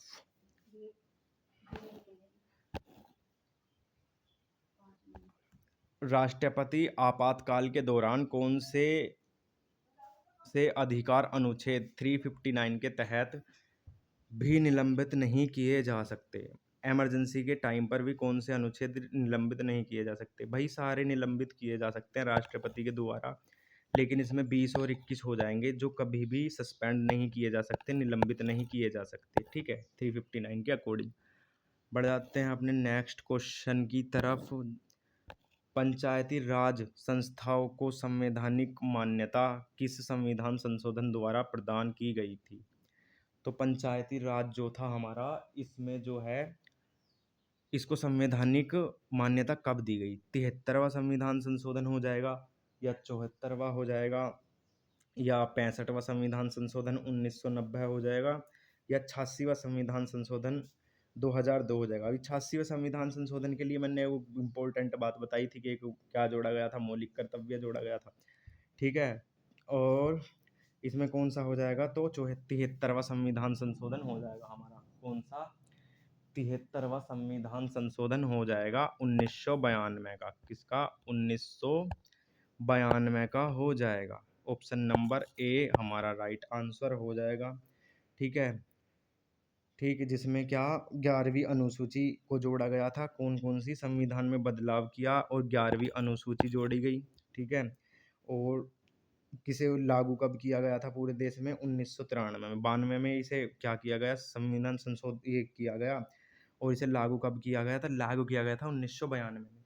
74वां संविधान संशोधन क्या होगा? नगर पालिकाओं से रिलेटेड हो जाएगा। नगर पालिकाओं को संवैधानिक दर्जा दिया गया, ठीक है। 86वें संविधान संशोधन राइट टू एजुकेशन लाया गया, ठीक, यही हो जाएगा। अब बढ़ जाते हैं हम अपने अगले क्वेश्चन की तरफ। तो कौन सा हो जाएगा? Question number 45। भारतीय संविधान के किस अनुच्छेद के तहत कैग के कर्तव्यों और शक्तियां निर्धारित की गई हैं? तो कैग जो हो जाएगा हमारा controller and auditor general of India, इसको किस में बताया गया है? इसकी क्या बताई गई है? शक्तियां निर्धारित की गई हैं। तो शक्तियों के बारे में किस में बताया गया? आर्टिकल 149 149 में बताया गया है। कौन से में? 149 में बताया गया है, ठीक है। कौन से में? 149 में। राइट आंसर हो जाएगा हमारा बी। 148 में क्या बताया गया है? पद की शर्तें नियुक्ति बताई गई है। 150 में क्या बताया गया है? राष्ट्रपति ये जो है सेवा और शर्तों को बताया गया है, राष्ट्रपति द्वारा निर्देशित किए जाएंगे, ठीक है। 151 में क्या बताया गया है? अपनी रिपोर्ट जो है किसको देगा? ये तो राष्ट्रपति या राज्यपाल को देता है, ठीक है। यहाँ माइंड मैप लगा के रखा हुआ है मैंने, आप इसमें देख लेना। ये मैंने आपको सारी चीज़ें बताई। 150 में शर्तें, 51 में रिपोर्ट राष्ट्रपति को देगा, 148 वन में सहायक और कर्मचारी कैग द्वारा नियुक्त किए जाएंगे, और 148 दो में व्यय व्यय भारत की संचित निधि पर भारित होता है, ठीक है। अब आ जाते हैं हम अपने क्वेश्चन नंबर 46 पर। क्वेश्चन नंबर 46, अनुच्छेद निम्नलिखित में से कौन सा अनुच्छेद सर्वोच्च न्यायालय को अभिलेख न्यायालय कोर्ट ऑफ रिकॉर्ड का दर्जा प्रदान करता है? तो कौन सा हो जाएगा? Court of record. तो इसमें कोर्ट ऑफ रिकॉर्ड हो जाएगा भाई हमारा आर्टिकल 127 हो जाएगा, या आर्टिकल 128, 129 या 130। तो कोर्ट ऑफ रिकॉर्ड के बारे में किसको बताया गया है? तो अनुच्छेद 29 हो जाएगा हमारा। कौन सा? ऑप्शन नंबर सी हमारा राइट आंसर हो जाएगा, अभिलेख न्यायालय हो जाएगा, ठीक है। अब देख लेते हैं हम आगे, ये जो हैं ये उच्च न्यायालय, हाई कोर्ट और सुप्रीम कोर्ट के कुछ ये देख लेते हैं आर्टिकल महत्वपूर्ण जो है। ये सिर्फ महत्वपूर्ण आर्टिकल लगाए हैं, ये तो आपसे याद होने चाहिए। सर्वोच्च न्यायालय का वर्णन अनुच्छेद 124 ए में, न्यायाधीशों की नियुक्ति 124 दो में, न्यायाधीशों की योग्यताएं 124 तीन में, न्यायाधीशों को पद से हटाना 124 चार में, अनुच्छेद 129 सर्वोच्च न्यायालय अभिलेख न्यायालय होगा। बहुत एसएससी के एग्जामों में भी भर भर के क्वेश्चन पूछा गया है यहाँ से यही। ठीक है, संविधान के किस अनुच्छेद में प्रधानमंत्री को राष्ट्रपति को जानकारी देने से संबंधित कर्तव्यों का उल्लेख किया गया है? तो किसमें किया गया है? आर्टिकल सी। हम वो अनुच्छेद 78 क्या बताता है हमें? अनुच्छेद 78 हमें बताता है कि प्रधानमंत्री का कर्तव्य है कि वो राष्ट्रपति को जानकारी देगा। किसको जानकारी देगा? तो वो राष्ट्रपति को जानकारी देगा। अनुच्छेद 78 हमें इस चीज़ की जानकारी देता है, 78। ठीक है, अब देख लेते हैं 74 में क्या बताएगा। राष्ट्रपति को सहायता और सलाह देने के लिए मंत्रिपरिषद होगी। 74 में क्या बताया? मंत्रिपरिषद के बारे में बताया गया है। 75 में क्या बताया गया है? मंत्रियों की नियुक्ति, कार्यकाल और जिम्मेदारी से संबंधित अन्य प्रावधानों को बताया गया है। 77 में क्या बताया गया है? भारत सरकार के कार्यों और संचालन को बताया गया है। 77 में क्या? भारतीय सरकार के कार्यों और संचालन को बताया गया है। भारत के प्रधानमंत्री के महत्वपूर्ण अनुच्छेद। आर्टिकल 74 में क्या बताया गया है कि राष्ट्रपति की सहायता और परामर्श देने के लिए मंत्रिपरिषद होगी जिसका प्रमुख प्रधानमंत्री होगा। ये वो आर्टिकल है जिसमें राष्ट्रपति को पिन मार के उनकी सारी खबरें कर दी जाती है। अनुच्छेद 75 वन में क्या बताया गया है? प्रधानमंत्री की नियुक्ति राष्ट्रपति द्वारा की जाएगी। प्रधानमंत्री गलत लिखा हुआ है। अनुच्छेद 75 के 2 में अन्य मंत्री, वही प्रधानमंत्री की नियुक्ति राष्ट्रपति ने कर दी। अब क्या है? प्रधानमंत्री जो अन्य मंत्री हैं उनकी नियुक्ति राष्ट्रपति ही करेंगे, लेकिन किसकी सलाह पर? तो प्रधानमंत्री जी की सलाह पर। अनुच्छेद 75 के 3 में क्या बताया गया है? मंत्रिपरिषद लोकसभा के प्रति सामूहिक रूप से उत्तरदायी होगी। इस चीज को इंपॉर्टेंट मार्क कीजिएगा। ठीक है, और अनुच्छेद 75 के 5 में क्या बताया गया है? मंत्री पद के लिए आवश्यकताएं कानून द्वारा निर्धारित की जाएंगी। ठीक, अब बढ़ जाते हैं हम आगे। क्वेश्चन नंबर हमारा 48 कौन सा हो जाएगा? भारतीय संविधान के किस अनुच्छेद के तहत राष्ट्रपति को राजभाषा आयोग गठित करने की शक्ति प्राप्त है? तो राष्ट्रपति जो हैं राजभाषा आयोग बनाएंगे। इस चीज की शक्ति कौन से आर्टिकल में इन्हें दी गई है राष्ट्रपति जी को? आर्टिकल 343 हो जाएगा, 344, 347 या 350। तो राइट आंसर क्या हो जाएगा हमारा? तो राइट आंसर हमारा हो जाएगा भाई 344 हो जाएगा। आर्टिकल 344 क्या बताता है? कि राष्ट्रपति को राजभाषा आयोग बनाने की शक्ति है। ठीक है, अब आर्टिकल 344 होगा। 343 में क्या बताया गया है? संघ की राजभाषा के बारे में बताया गया है। 344 में किसकी? संघ राजभाषा के बारे में बताया गया है। राज्य भाषा के बारे में, राज्य भाषा। ठीक है, अनुच्छेद 350 में क्या बताया गया है भाई? निवारण बताए गए हैं, भाषा से संबंधित निवारण। इसको आप छोड़ दीजिए, इम्पोर्टेंट नहीं है। ये देख लिए, यहाँ पे माइंड मैप लगा दिए गए हैं आपके लिए। ठीक है, अनुच्छेद 343 संघ की राजभाषा हिंदी लिपि देवनागरी होगी। ठीक है, अनुच्छेद 343(2) संविधान प्रारंभ से 15 वर्ष तक अर्थात 26 जनवरी 1965 तक संघ के राजकीय कार्यों के लिए अंग्रेजी भाषा का प्रयोग जारी रहेगा। ठीक है, अनुच्छेद 344 संविधान लागू होने के 5 वर्ष बाद तथा 10 वर्ष बाद राष्ट्रपति राजभाषा आयोग की नियुक्ति करेंगे। यानी कि संविधान लागू होने के तो 5 वर्ष बाद, और वैसे 10 वर्ष बाद राष्ट्रपति द्वारा राजभाषा आयोग की नियुक्ति की जाएगी, जिसका एक अध्यक्ष और 4 अन्य सदस्य होंगे। ठीक है, और अनुच्छेद 345 में राज्य अपनी भाषा का निर्धारण स्वयं कर सकते हैं। जब तक कोई कानून न बने तब तक राज्य की राजभाषा वर्तमान में प्रचलित भाषा होगी। अनुच्छेद 348 में क्या बोला गया है? उच्चतम न्यायालय और सभी उच्च न्यायालयों में कार्यकारी भाषा अंग्रेजी होगी। राष्ट्रपति की अनुमति से उच्च न्यायालय में हिंदी या अन्य भाषा की सीमित प्रयोग किया जा सकता है। जो अन्य भाषा है उसका सीमित प्रयोग किया जा सकता है।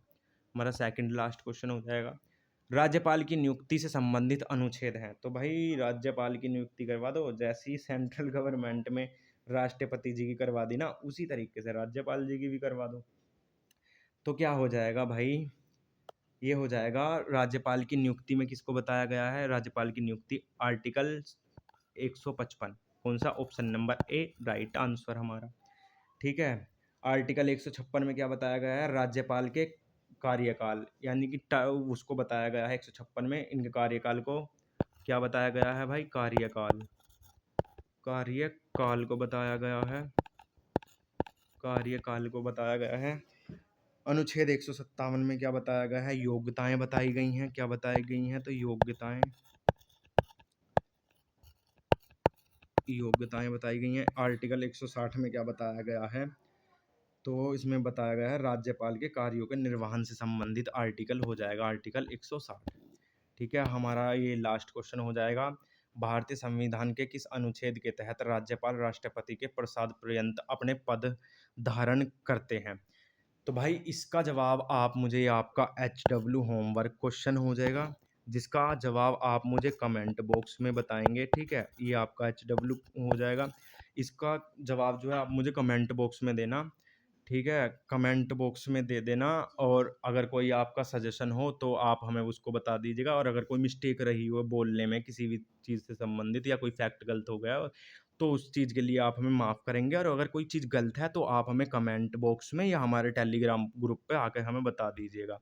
ठीक है, क्योंकि हमारे थ्रू हुई गलती को अगर हम नहीं देख पा रहे तो आपका देखना और हमें बताना ये आपका कर्तव्य है। ठीक है भाई, तो चलिए मिलते हैं अपनी नेक्स्ट क्लास में। अब हम हिस्ट्री स्टार्ट करने वाले हैं, और ये पॉलिटी की ना मर्ज करके एक लॉन्ग वीडियो बना दी गई है, जिसको आप देख सकते हैं। मैंने फिर भी आपको वही शुरुआत वाली वही ये चीज़ बोलूँगा कि बड़ी बड़ी बुक्स पढ़ने से नहीं होने वाला कुछ भी, जब तक आप प्रैक्टिस नहीं करेंगे। आपने एक बार चीज़ें पढ़ ली, थोड़ा याद करने की कोशिश करो और प्रैक्टिस पे टाइम दो। प्रैक्टिस हम आपकी इनफ करवा देंगे। थोड़े इसमें प्रॉब्लम आ रही है हमारे पेन की वजह से, पेन चल नहीं रहा, नहीं तो एक्सप्लेनेशन जब करवाएंगे बहुत बढ़िया जाने वाली हैं सारी चीज़ें। ठीक है, चलिए मिल लेते हैं अपनी नेक्स्ट क्लासेस में। तब तक के लिए बाय बाय, टेक केयर, जय हिंद।